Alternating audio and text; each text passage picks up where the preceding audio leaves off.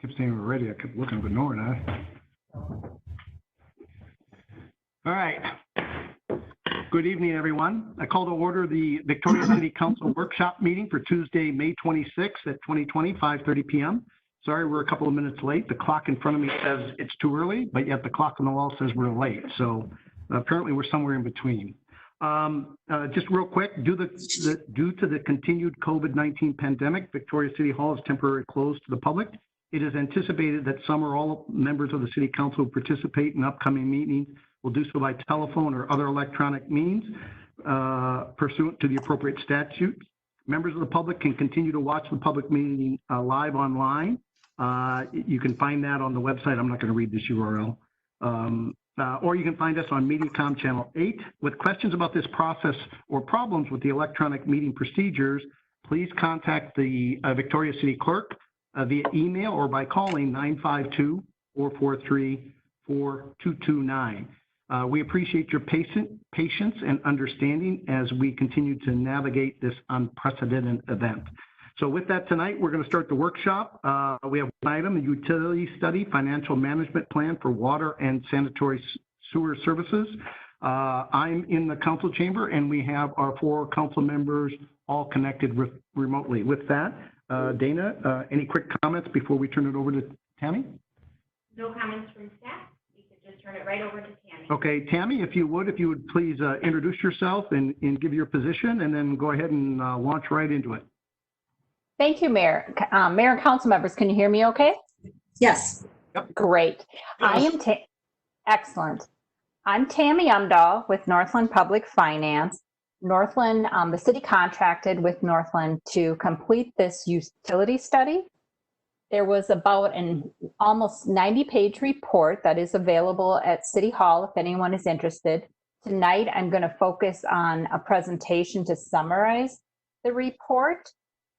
And I note as part of this utility study, it's actually more than a report, that a model was developed that will be provided to the city so that city staff on an ongoing basis can update that model based upon actual financial results that occur from year to year, as well as changes to plans, including capital improvement plans, which are significant impact. So with that, Mayor, Council, I will start the presentation.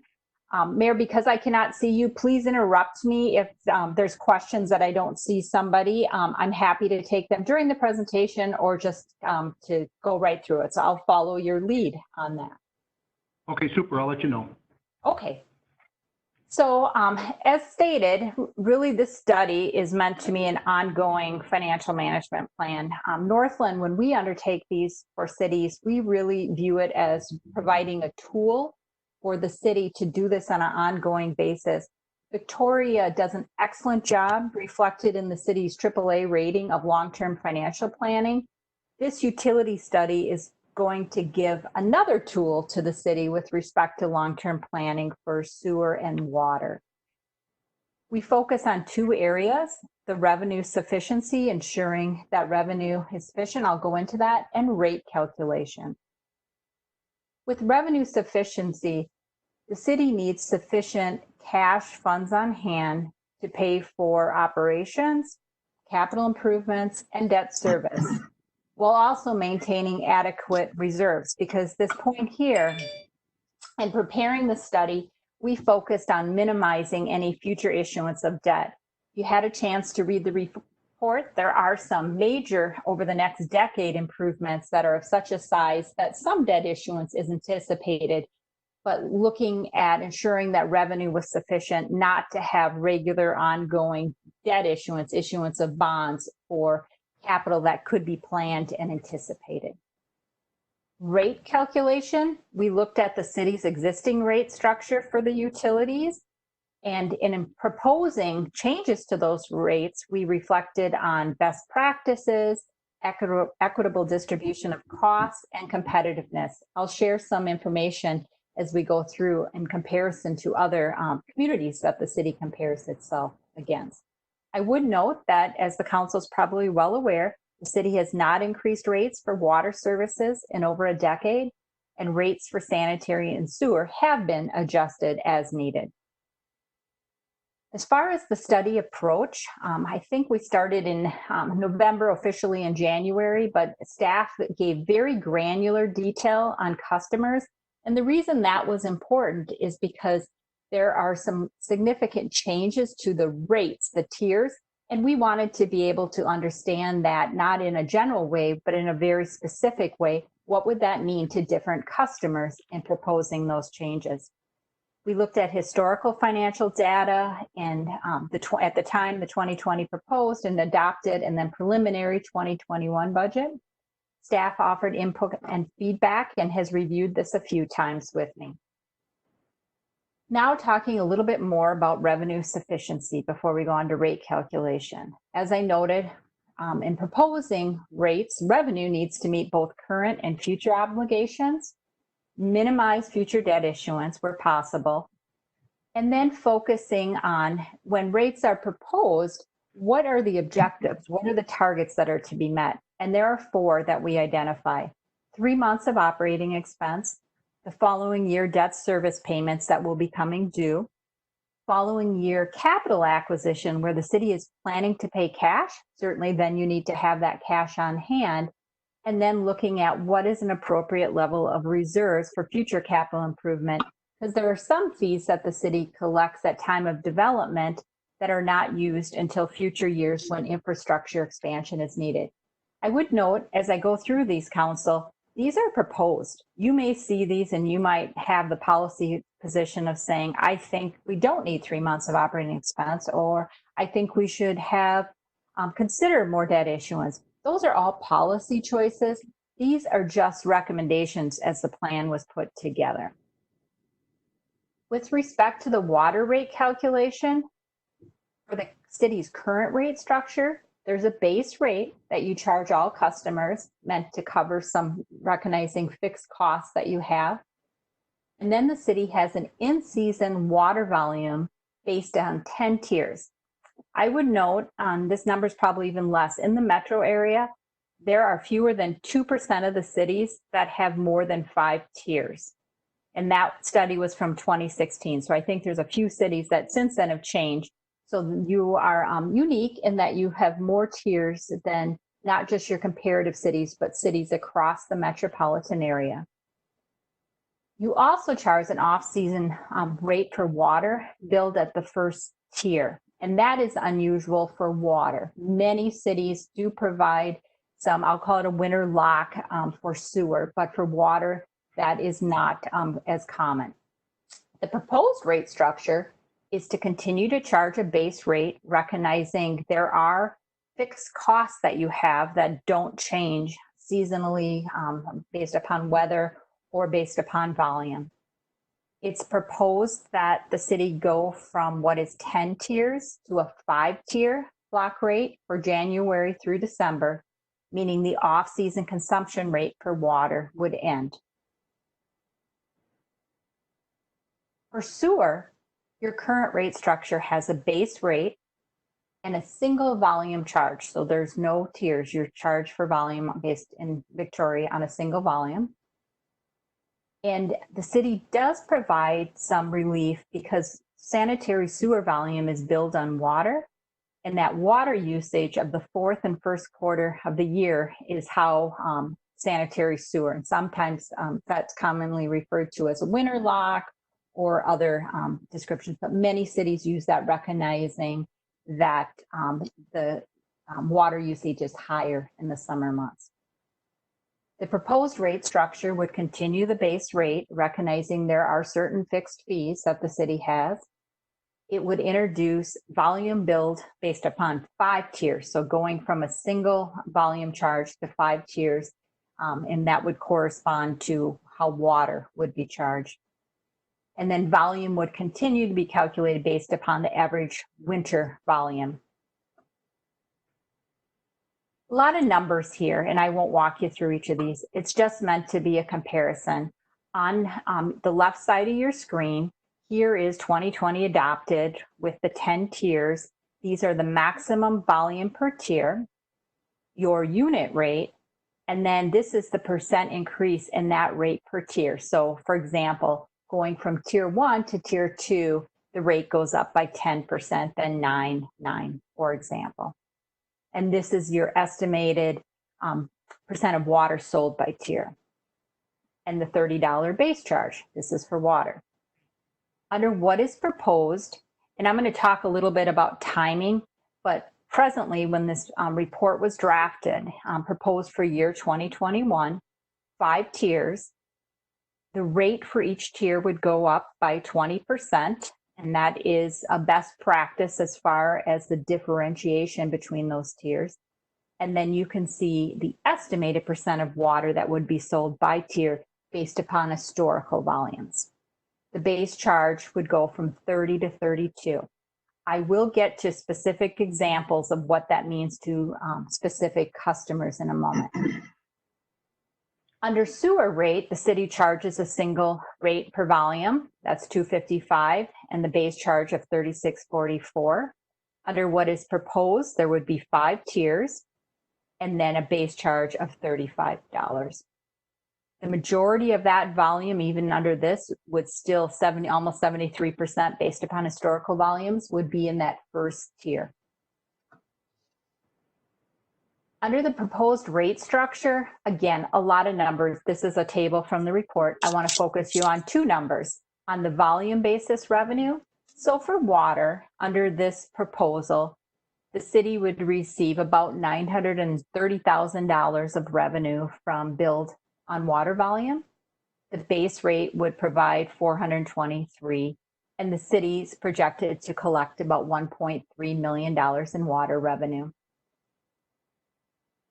For sewer, the total volume projected to be collected, $565,000, and then the base rate, $522,000. So a little bit higher in volume, but roughly half and half. So that would be a change for the city. Rate calculation volume by classification, no surprise here to the city council. You know that most of your customers are residential, and then you can see the breakdown between multifamily apartments, commercial. Some customers do have irrigation meters, and then all other classifications being a smaller amount. And then the same thing with sanitary sewer. The impact of the proposed rate structure. So this looks at water customers, and on the left here, this is for a winter billing period.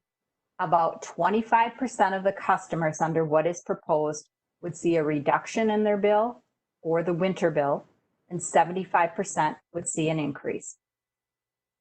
For a summer billing period, about 38% of the customers would see a reduction based upon historical volumes, and 62% would see an increase. Here is the impact of the proposed rate structure for sanitary sewer. Again, on the left is a winter billing period. About 60% of the customers for sanitary sewer would see a reduction, and 40% of the customers would see an increase. For a summer bill, not quite half and half. About 54% of the customers would have a reduction, and the other roughly 46% would have an increase in their summer sanitary sewer bill under what is proposed. These charts, I think, are more helpful in understanding those other numbers. I'm going to pause in case, did somebody have a question for me? I'll keep going. Council, anybody? Okay. Oh, go ahead. So here's the impact of that proposed rate structure. This is for water, and this is over the 4 billing periods. The city bills quarterly for 12 months. So under what is proposed, nearly 70% of your customers would have a $0 to $5 change in their 4 billing period. There are 15% that would actually have no change or a $5 reduction. And then the balance would have between 5 and 10. So you can see that's about 5%, $10 to $15 change during that period, and $15 to $251. The vast majority would be roughly the same. So this is looking at water, but now we're looking at just a winter bill. So for there, $0 to $10, 70% of the customers would have a $0 to $10 change in their winter water bill. About 25% would have between no change to a $10 reduction. About 5% would have a $20 to $30 change. And there are a few customers with water, and these are the high volume customers, would have from $50 to $1,300. And we'll get into numbers here on that in a moment.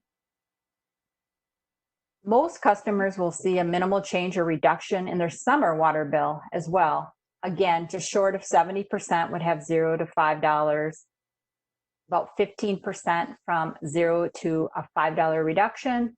And then the balance would fall anywhere from a $5 to a $250 increase. And that is in one bill, that is in a water bill example. Moving on to sanitary sewer, under what is proposed for the change in the tier structure. The vast majority, 90% would have no change to a $10 reduction. There are a few, less than 10%, that would have increases ranging from a little over $1 to up to $525 for a few of the very high volume customers. This is looking at a sanitary sewer billing period. And again, the 90% no change to a reduction, and then a smaller percent from 0 to 10. And then the very high volume customers would have anywhere from $50 to $540 increase. And here is a summer sewer bill. Majority no change, and then a few of the high volume customers would have larger increases. Tammy, do you know off the top? Yeah. Do you know off the top of your head if those ones that are going to see substantial increases are those businesses or homes? Do you know? They are commercial properties. And Mayor, just because I only have 2 screens, I won't bring it up. We do have that list. There may have been one residential, and it was a unique circumstance, but the majority of those are commercial. And staff, and I will share that, has that list of those specific customers that fall within this range. All right, thank you. So customers with higher volume usage will have a greater increase as a result of the proposed change in rate structure. In effect, in comparison to comparison communities, they have been paying less for water and sewer, and this change would result in them having increases in their utility bills. Water customers based on 2019 volume data, and here are these numbers I was quoting. 15% of customers will have no change in their average quarterly bill. 85% of customers will have an increase averaging about $6 per quarter for the year. And there are 40 customers that would have an increase in their average quarterly water bill that is at or greater than $25. And of that 40, 12 customers will have a quarterly average increase greater than $100. For sanitary sewer, again, the majority will see a reduction. 10% will have a quarterly average increase of $63 for the year. And then 13 customers for sanitary sewer will have an increase in their average quarterly water bill that is at or greater than $60, $63 per quarter. And of that 13, 10 customers would have a quarterly average increase greater than $100. So as we looked at rate calculation, question is, and again, because this is part of the model, these are all assumptions that can be tested and changed very easily, but we assumed operating expense would increase by 2% annually. No major changes to operating expense. Some staff additions as the city plans approximately every other year or based upon growth, and a portion being funded out of the utilities. For the MET, that stands for Met Council Environmental Services. Because you are part of the metro area, you pay for disposal charges, you pay to the Met Council. Those rates have been going up faster, which is another reason that the rate increases proposed are higher for sanitary sewer, and also probably why historically the city has made adjustments to sanitary sewer, because your fees have been going up 5 to 7% that you pay to the Met Council based upon volume for disposal. In Victoria, there's no transfer of cash in the water fund or sanitary sewer fund to other funds. In Victoria, you actually allocate expenses to your utilities. Every city does that differently, but in Victoria, you actually allocate those directly. Staying on expenses, depreciation expense is the largest portion of total expenses for the water at 47%, and disposal charges are the largest portion for sanitary sewer. For the water fund, 70% are fixed expenses and about a third or variable. And that is reflected in what is being proposed to address that with the rate structure. That is a very common as far as a city of your size between fixed and variable. And the same thing for sanitary sewer. Here, the variable expenses at 58%, and that is because the variable's higher here because of the disposal fee that you pay to the Met Council for based upon volume, and variable expense at about 42. The assumptions for revenue, a rate tier structure, changes implemented in 2021. And I want to pause on that. This was started before COVID-19. The city may want to discuss whether 2021 is too soon or if you want to go ahead, because part of the strategy and the changes is that you'll want to communicate that to your customers and also seek that feedback before adopting any of these proposed changes. And so if you decide as a council that you want to move forward with implementing the changes, then the next step is the communication to the customers on what that will mean for them. 2.3% average increase for water rates is what it comes down to. Not that every year that you're going to do 2.3%, but it's in that range of annual adjustments given the assumptions in the study for expenses and revenue. Bond issuance is anticipated in 2021 for $2 million, and these are for major projects only. In 2025 for $4.5 million. In 2030, staff and city engineer looked at improvements to for the water treatment. So that's the $20 million price tag. The plan does assume some use of cash for that, but that being a larger item, bonding would be anticipated. PAYGO funding for all other capital, 3.7% average annual increase in sewer rates after 2021. And again, not that you're going to do every year 3.7. It will depend on actual revenue, performance, but it's likely to be in that range. That's higher than water because of those disposal fees and the assumption of rate paid to the Met Council. Hey, Tammy? Yes. Do you know if the Met Council, when they charges us those fees, are they restricted in using those revenues solely for the regional sewer system? Yes, they are. And it's based upon, it's always 1 year lag as far as the volume. So they used, for setting the 2020, it would have been on 2019 volumes. And those are restricted for that purpose. All right, thank you. Bond issuance for sewer in 2021 only. And Tammy, yeah. Tammy, hang on a second. Councilmember Vogt, did you have a question or comment? Is this Councilmember? Yes. Gregory? Oh, I'm sorry, Gregory. Go ahead. Councilmember Vogt has a question. I'll wait for Councilmember Gregory. All right, thank you. Thank you. You've got average rate increases for both water and sewer on this slide. Are those tied in any way to adjusted for inflation? Those rates are based upon what would be needed to cover the projected increases in expenses and based upon assumptions in volume and growth in customers.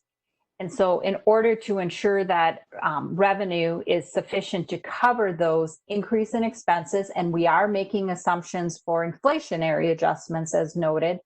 And so they're, because they're speaking to revenue, they're not inflation adjusted, if you will, they're on year by year. So on average, the increase in water would be 2.3, and for sewer, the 3.7.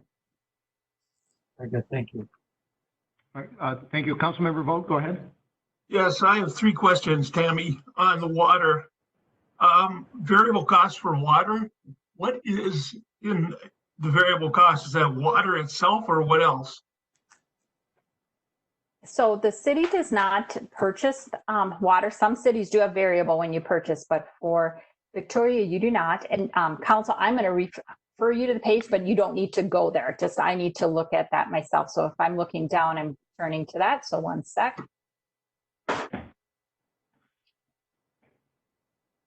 So in the report, if you want to make note, and you don't need to go there now, on page 45 for water, for example, fixed expenses include personnel services for new staff, professional services are considered fixed, the interest on outstanding bonds, fixed, and depreciation.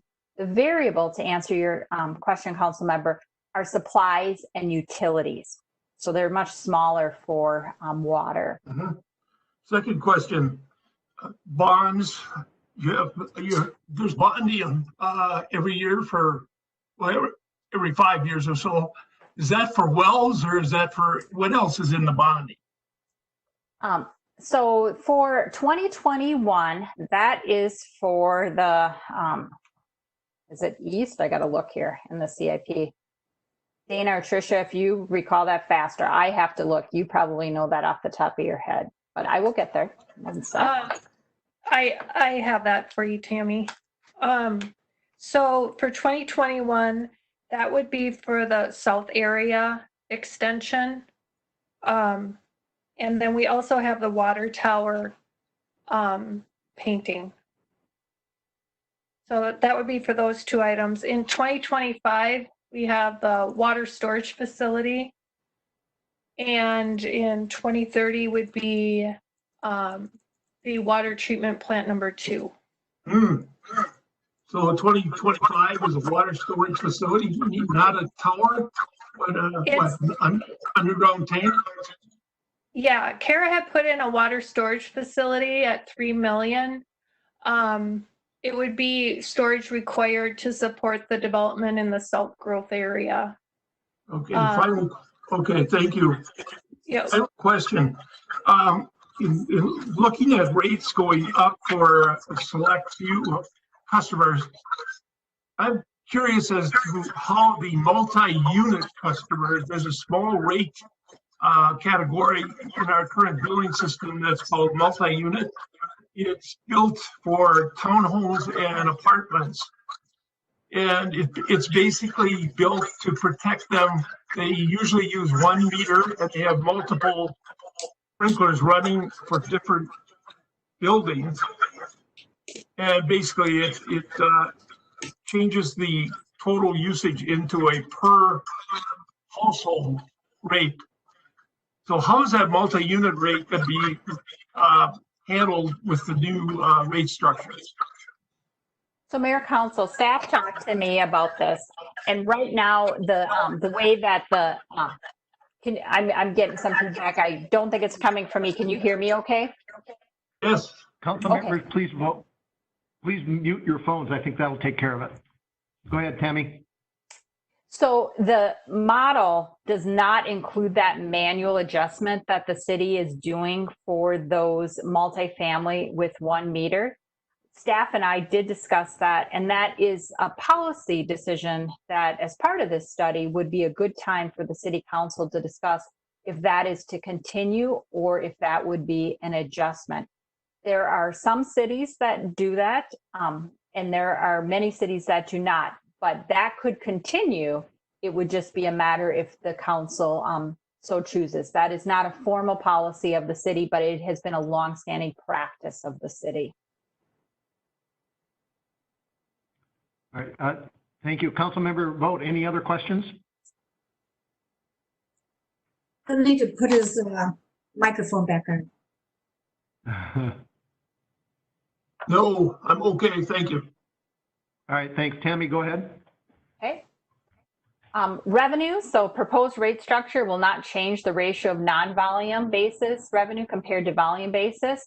So for water, about 31% of the revenue would come from non-volume basis, so that base fee, and almost 70% from volume basis based upon historical volumes. And then for sanitary sewer, about 48% from non-volume basis and the other half from volume basis. So now I'm going to have 4 slides for water and 4 for sewer, and then we're getting to the end. This shows you the projected annual ending cash is sufficient to meet these objectives that we talked about at the very beginning. So in setting rates and looking at what is the appropriate level of reserves to have, we look at meeting that cash for 3 months, operating expense. And again, that is a policy decision. That's how rates were proposed and recommended, but ultimately the city council determines if that is appropriate. Cash needed for planned pay-go. And why the huge increase here is this is when the second treatment plant, and we are assuming that there would be some use of cash for that purpose. And this line represents the total projected ending cash. So during this period, as development is occurring, and those assumption of the 111 new units, for example, you're building cash with plans to use that cash in year 2029, and then cash dropping down. So as proposed, the rates, given the assumptions, meet those objectives. And this is just another way of looking at that. So you need in 2020, just under, let's say 750,000 for debt that will be due in 2021. The orange represents the amount of cash sitting in your funds for equivalent to 3 months of operating cash. There are examples across the metro where cities have had problems with billing or delinquent, for example, in circumstances like we're dealing with presently, that additional cash serves a valuable purpose.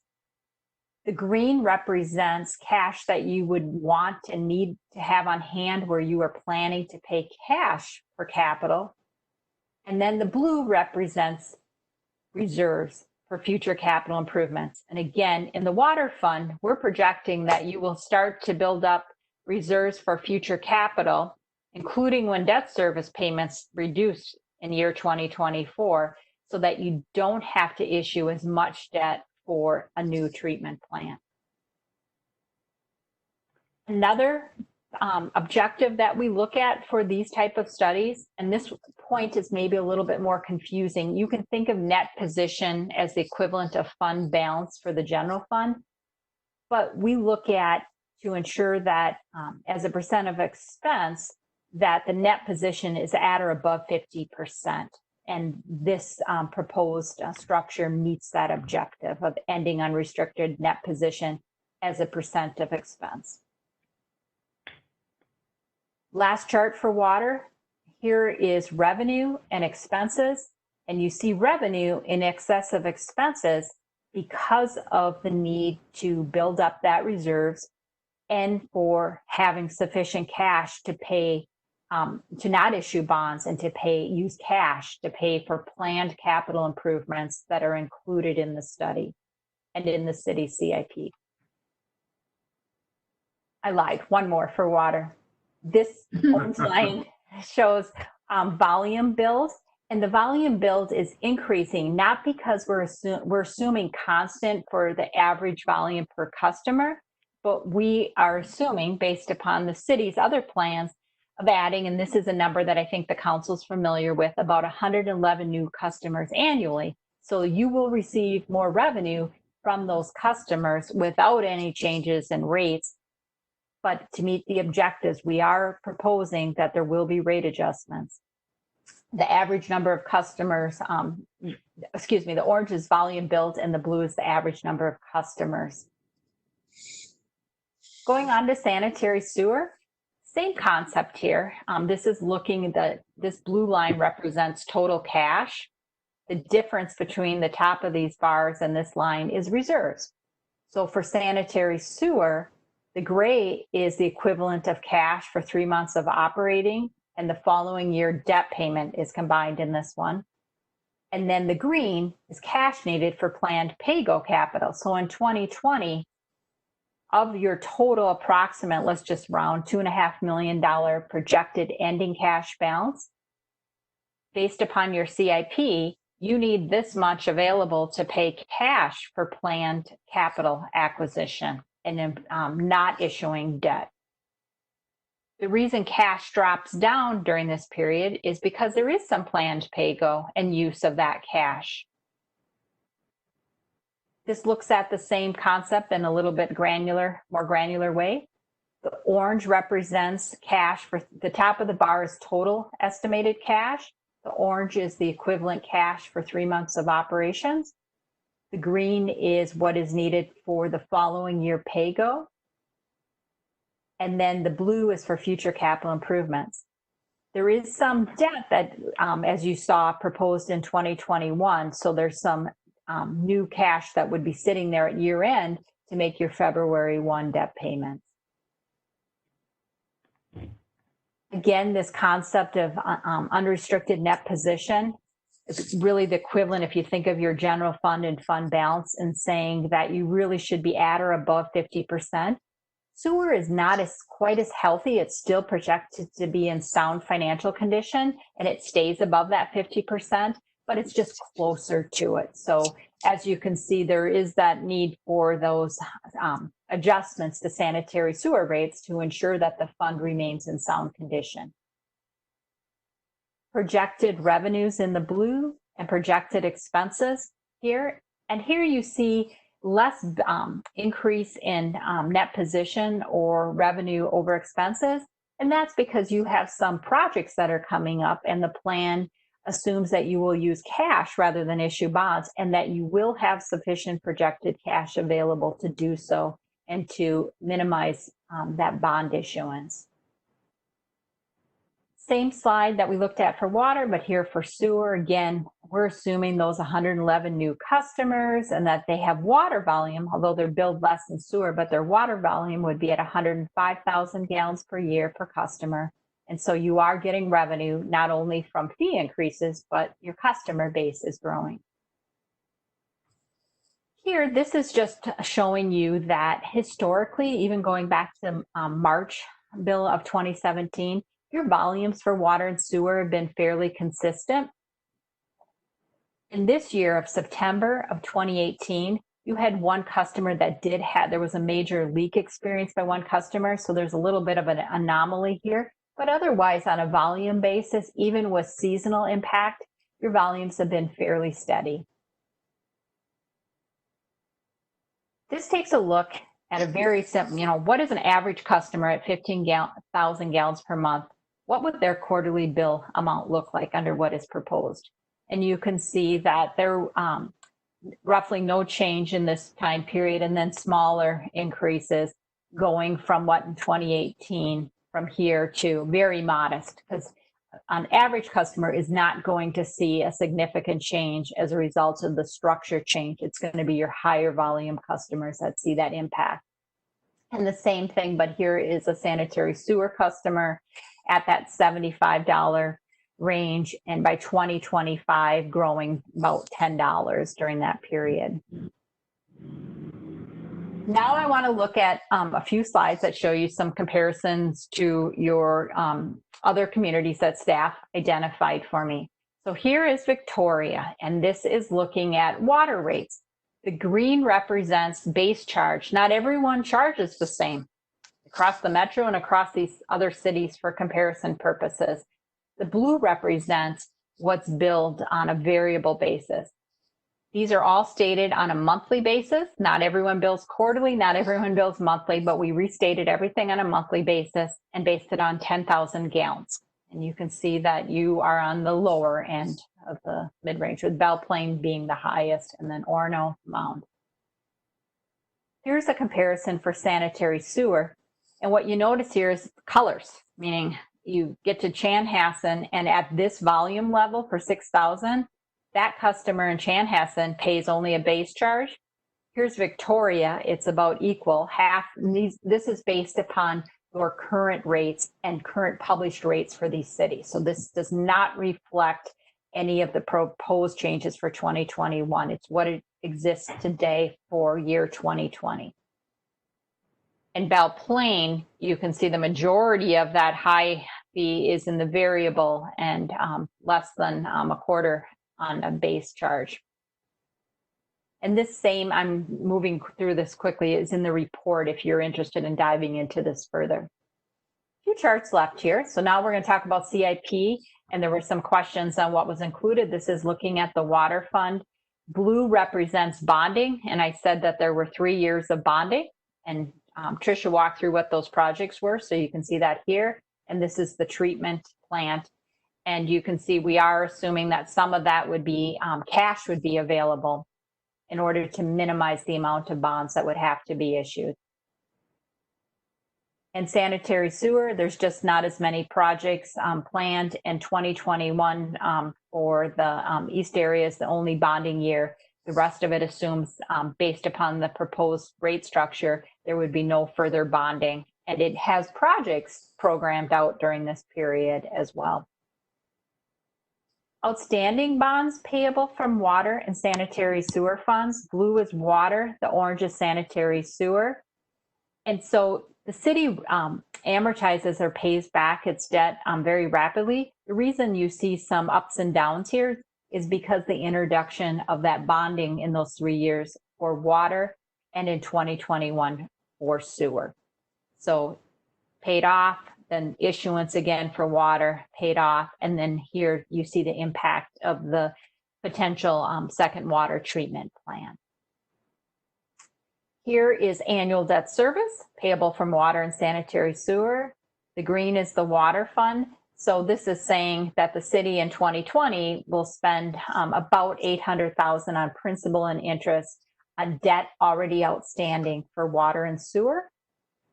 And as you go forward, this accounts for the planned new bond issuance as well. So at the high point, given the estimate for project cost, annual debt service in year 2023 would be just under $1.2 million.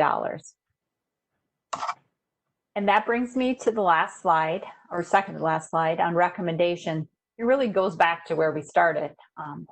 This study report is really to give you policy considerations with a focus on ensuring that revenue is sufficient to meet those objectives for cash balance. The council gets to decide if those are the right objectives for the city.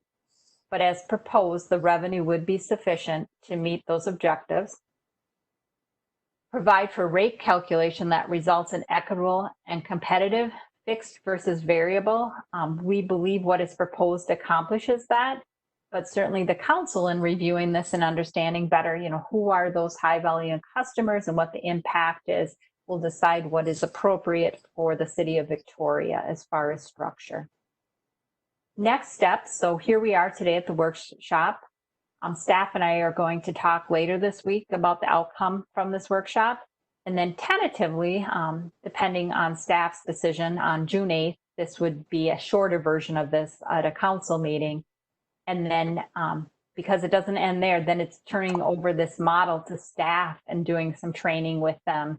And so any changes to assumptions or otherwise, that staff will have the tool to do that without having to hire a consultant to do that analysis going forward. So with that, Mayor, council members, that is the end of the presentation. I'm happy to answer any questions or go into the report in more detail. There are those questions. All right, thanks, Tammy. The council members, I'll call on each of you in just a second here for questions, comments with Tammy. I would just ask that we're getting short on time. If we need to go over, we will, but I'd like to be able to start the council meeting on time if we can. With that, why don't we start with council member Vogt? Would you like to begin? Any questions or comments for Tammy?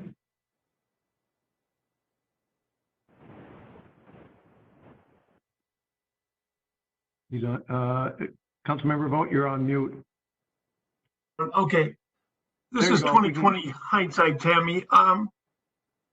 We never talked to you about putting storm sewers into this analysis, did we? No, we did not do storm sewer as part of this. It focused on water and sanitary sewer. We have a major problem with storm sewers, trying to understand what kind of rates to bill and what the future holds in store. So Vogt, let me Let me interrupt you a second. You can't see it, but Dana Harding wants to address that, our city manager. So Dana, real quick. Thank you, Mayor, Councilmember Vogt, members of the council. Councilmember Vogt, you're absolutely right. And stormwater was also part of the directive as part of our last budget process. And we do have funding in the 2020 budget for stormwater study. We're handling that as a separate contract, and that's running. The person running point on that is Kara, and we haven't kicked that off yet, but we intend to do that yet this year. Okay, Councilmember Vogt, back to you. That's my main concern, the storm sewers. So thank you. All right, thank you. Councilmember McMillan. I don't think I have anything significant to bring up. I do have just a quick question for Tammy around the building up of cash to help pay for, so we don't have to bond as much. What's the right formula? What's the right recipe in making sure you're not overtaxing people and then sitting on a bunch of cash for a long time versus maybe doing a little bit more bonding when the time comes to do a project? What's the right formula for that? Sure. Certainly, every city is different. It's a policy choice. But really, to answer your question, where it is annual, ongoing capital expenditure where you have costs that you know and you can plan for, minimizing that issuance of bonds where it's an annual capital outlay makes sense so that you're not paying interest expense on that. Where you get into these major improvements, including treatment plant, where you have customers, future customers that don't exist today that will benefit from that infrastructure, then bonding allows for them to share in that cost in future years. I think, and the staff has looked at it, as proposed, the plan has that mix. So those major and identified capital improvements would be bonded, but the annual capital that can be anticipated would be funded on a cash basis. But ultimately, the council gets to decide that, and different councils have different opinions on that. All right, super. Councilmember McMillan, anything else? Oh, thank you. Yep, thank you. Councilmember Black. Hi, really good presentation. Thank you so much. I think before I could ever make a decision on how to go forward on a policy like this would be to understand exactly this tier 5 and the difference between doing that and the way we have been. How is that going to impact these increases? Some of them you set up to $1,000. Is that for the year or for the quarter? There are some that would be for the quarter, but again, those are a handful of customers. And that is, while we are not naming who those customers are, we know who those customers are, but those are a very small minority. But that's also why the comment on delaying this till 2021 or maybe longer because of COVID-19 to ensure that there's that communication that happens to the customer, that the customers are aware of these changes and have a chance to share their thoughts with the city council. Okay. So is council going to be able to talk about this before we make a decision? Yeah, now, and we're going to be talking about an upcoming council meeting also. Okay, because I don't feel comfortable, even though it's a small percentage, it's still impacting somebody quite a bit. So I'd like to understand that better and see if there's an alternative to make it easier on them financially. And yes, I am worried about people with their COVID lack of income.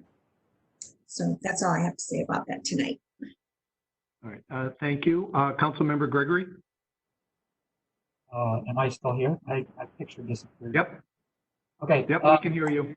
Just a few comments. I think this was a really worthwhile exercise. It gives us a little bit of structure and rhyme or reason to our rates. We as mentioned, we hadn't raised rates for water in over 10 years. So this was very good. As far as the rate structure, it seems that it was fairly neutral as far as who's going to pay more, who's going to pay less. It looked like it almost felt fairly even, 50-50.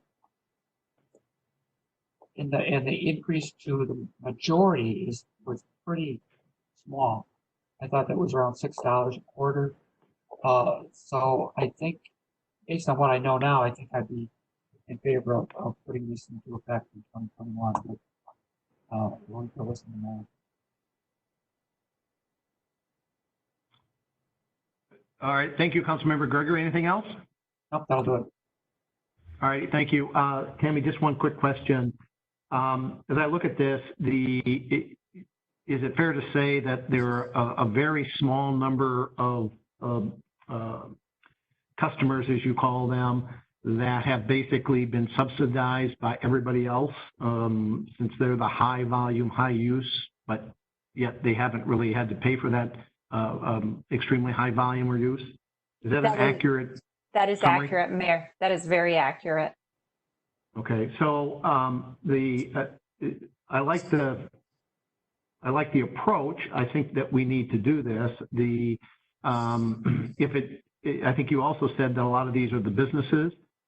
This is probably not a good time to be putting that kind of a financial shift onto the businesses. I think it's the right thing to do. The question in my mind is, when do we do this? So I'm sure we'll be talking more, and I'd like to hear from some of those businesses to kind of understand what the impact is on their businesses, given we've got so many businesses in Victoria that are struggling. Last thing we want to do is throw another burden on them. So that's all the comments I have. Council, any final thoughts? Additional comment from Councilmember Vogt. Yep, go ahead. Those people, those businesses that are going to take a big hit when we do this, I think we all need to understand which businesses they are and why this is happening. You know, it can't be just as simple, they're subsidizing the rest of us. There's a reason why this is happening. We need to get that clear in our heads before we go ahead with it. Second thing I want to stress is when we're bonding for sewer and water, it's not coming out of the general tax levy. The debt servicing is covered by the sewer and water funds. Is that true? That is correct. So just to be clear in every council member's head, when we're talking debt servicing here and what's happening, it's not affecting the statement you get from Carver County. It's going right through your water bills and your sewer bills. It's transparent in that respect. Okay, thank you. Any other comments? All right, so we're not making a decision tonight. We're going to be taking this up in an upcoming meeting, and I'm sure between now and then we'll have an opportunity to learn more from staff in our one-on-one. So with that, council, can I get a motion from a council member to adjourn the workshop, please? Councilmember Black, I make a motion to adjourn. Thank you. Can I get a second? McMillan seconds. Thank you. With that, we'll do a roll call vote, and we'll start with Councilmember McMillan, please. Aye. Thank you, Councilmember Black. Aye. Thank you, Councilmember Vogt. Aye. Thank you, Councilmember Gregory. Aye. Mayor votes aye. We are adjourned. Thank you, everybody. We'll start the council meeting as soon as we can get set up. Thank you, Tammy.